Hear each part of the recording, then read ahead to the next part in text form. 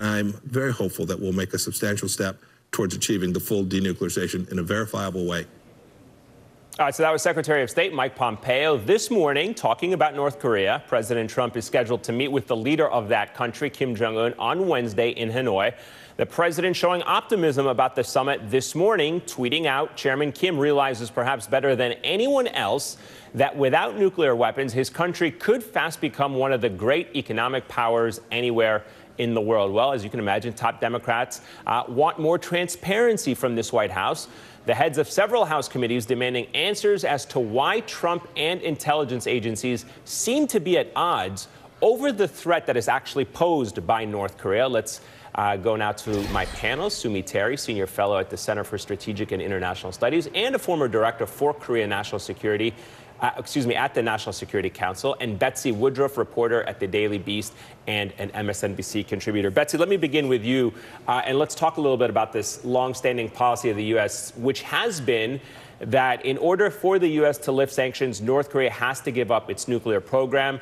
Interestingly enough, though, last week, Trump signaled a slight possible softening of that stance, saying that he would love to be able to remove sanctions if there was, quote, meaningful progress on the issue of denuclearization. What does that exactly mean? Help us break that down. That's the million-dollar question, is what, quote, meaningful progress, unquote, actually means. And how do you determine if progress is meaningful if that progress is potentially irreversible, falsifiable, or walled off from scrutiny from international inspectors? So this is something that's been just a central problem for every presidential administration when it comes to questions about North Korea's nuclear program, is exactly how much do we expect from the North Koreans before doing any sort of sanctions relief. And something the president's own advisors are worried about, Politico had a great piece detailing this a little bit earlier, is the possibility that he'll do exactly that he'll promise something grandiose and significant in return for, fake promises, and that the North Korean government will just outplay him. I was going to say, it's certainly something that has people concerned, is that the president could say something or promise something to Kim Jong-un behind closed doors that nobody ultimately can verify, and certainly, as Betsy was saying, is very grandiose. Let me read you this tweet from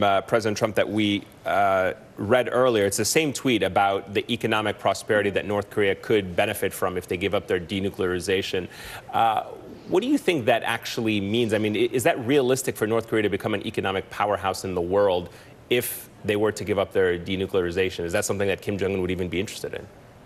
I think what Kim is interested in is to have his cake and eat it too. So, yeah, sure, he wants to reform his country. Why not? He's tired of being a leader of a poor, pariah, backward state. But why does it have to give up nuclear weapons? He wants to be able to keep nuclear weapons and reform his country. So what he really is seeking is a role like Pakistan. He wants North Korea to be like Pakistan and eventually gain international acceptance of North Korea as a nuclear weapons power. And I think he's on path of achieving that goal, because whatever we're going to get this Thursday, even if there's an interim deal, is basically a freeze deal where North Korea agrees to freeze their nuclear missile programs, continue the halt in testing. In return for, we're probably going to give a peace declaration to end the Korean War. We're going to open liaison offices, and we're going to ease sanctions, even though we said we're not going to, by allowing South Korea to go to the United Nations to get the exemption they need to reopen the Kaesong Industrial Complex. Or whatever. Yeah. And is that going to be too big of a concession for the U.S. if they give all of that up in this summit this week? Have they given up a big part of the pie? I do think so. I do think we need to, if we are going to do that, we need to get something significant from North Korea, at least a declaration of their nuclear missile program, an agreement on a timeline, on a roadmap. But right now, we don't even have a agreed upon definition of denuclearization. We're talking about two different things when we're talking about denuclearization. North Korea is talking about South Korean territory too, and U.S. extended nuclear umbrella we have over South Korea, our troops in South Korea, when we are talking about their nuclear program. So we don't even have a definition. So, Betsy, President Trump has claimed many times that North Korea is actually no longer a nuclear threat. In fact, take a listen to what Secretary Pompeo said just this morning. Do you think North Korea remains a nuclear threat? Yes. But the president said he doesn't. It's not what he said. I mean, I know precisely. He tweeted that there is no longer a nuclear threat from North Korea. Right. What he said is that the efforts that had been made in Singapore, this commitment that Chairman Kim made, have substantially taken down the risk to the American people. It's the mission of the Secretary of State and the President of the United States to keep American people secure. We're aiming to achieve that. Okay. I mean, that's just a direct quote, but I want to move on. Okay, again, Betsy, why the disconnect here between the intelligence folks and President Trump? I mean, the president is very clear. He's saying North Korea is not a nuclear threat anymore. He even suggested that back in the Obama days that President Obama was ready to go to war with North Korea.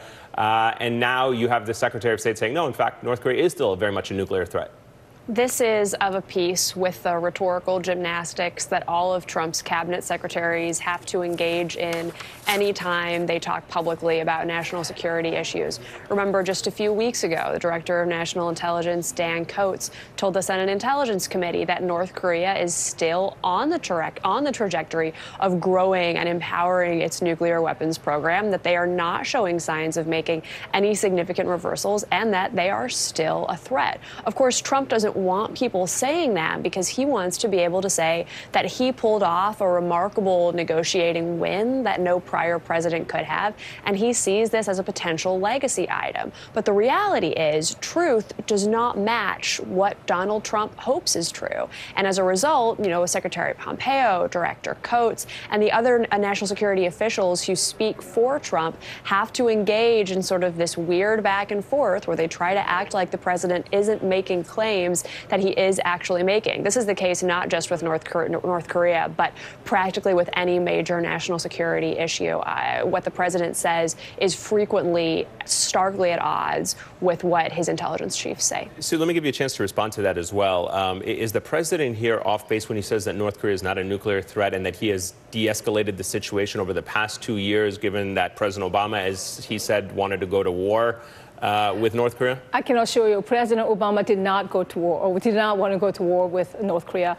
President Trump is the one who really heightened this crisis with the whole fire and fury rhetoric, calling Kim Jongun a rocket man on a suicide mission. He's the one who got close to a brink of war, and now he's saying threat is gone. Threat is not gone. Since the Singapore summit, not much has been done in terms of denuclearization. In fact, leaks and intelligence community reporting and commercial satellites show that North Korea has been continuing to work on their nuclear missile program. So hopefully we'll get something out of this week that's more concrete, but I doubt it. I'm not overly optimistic. Very quickly, are the sanctions working in punishing and hurting North Korea to come to the table, or not enough, or not? Sanctions were working in the fall of 2017 when we were pursuing maximum pressure policy. China was finally implementing sanctions, but since all the symmetry and diplomacy, now China is loosening sanctions at the ground level. So I think there has been a lot of loosening of sanctions implementation. Sumi Terry, thank you very much. Appreciate your insights as always. Betsy, I want to turn to you really quickly for another major international story. That is the crisis in Venezuela. Again, Secretary of State Mike Pompeo fired a shot over the bow of the Maduro administration this morning. Take a listen. I am confident that the Venezuelan people will ensure that Maduro's days are numbered. The warning comes a day after troops loyal to President Maduro set fire to trucks attempting to deliver food and supplies from neighboring Colombia. Meanwhile, Vice President Mike Pence, he's traveling to Colombia tomorrow to meet with opposition leader Juan Guaido. I'm curious, Betsy, a senior administration official said that today the vice president will announce, quote, concrete steps and clear actions to address the crisis tomorrow when he meets with other regional leaders, part of the Lima Group meeting. What might these steps and actions be or look like? I haven't seen any clear reporting on what those concrete steps might be, but whatever Pence says is going to have significant credibility with Venezuela. That's because even though he's widely seen as something of an empty suit within the Trump administration, refusing to push back against Trump or ever question him, the reality is that he is one of the key drivers of America's Venezuela policy. He's been deeply involved in building policy toward that region. He's made upwards of 5 trips to the region since becoming vice president, which is a really significant number. He's developed relations with the Venezuelan expat community in Florida, and any promise that he makes is likely to be something that the administration will follow through on. Let me ask you about the bipartisanship of all of this. There have been some Democrats weighing in on this, including former President Bill Clinton, Kamala Harris, both who are actually calling for the U.S. to condemn Maduro's violence against his own people. Is this a rare opportunity for bipartisan action, or are we seeing an actual divide among whether or not this constitutes American intervention in Venezuela, whether both parties are supportive of this attempt of regime change by the Trump administration?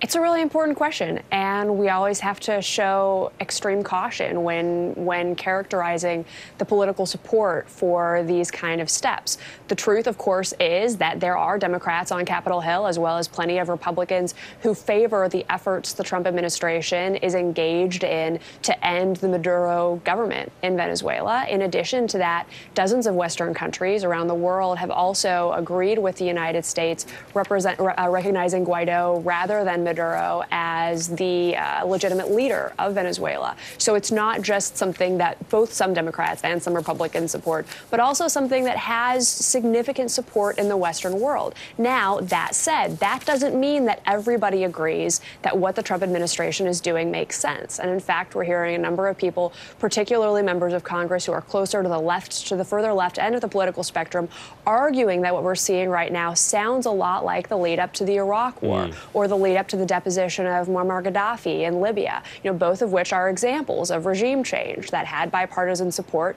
but that didn't result in anything remotely close to the happy ending that people were promised. These kind of foreign policy decisions are really hard. They're difficult to make, and often they are not as simple. The calculations aren't as simple as they get presented in sort of cable news sound bites. But the reality, of course, yes, is that Trump is finding support on this particular issue in a way that's much more broad than many of his more controversial foreign policy steps. And there is a common denominator between both the Iraq War and Venezuela. That is John Bolton. He was instrumental in both of those foreign policy decisions. And Elliott Abrams. And Elliott Abrams. He's also back for this. Absolutely. And it will be interesting to see if this becomes an issue on the campaign trail in 2020, how they support what is happening in Venezuela or not. Betsy Woodruff, always a pleasure. Thank you very much for your time and insights.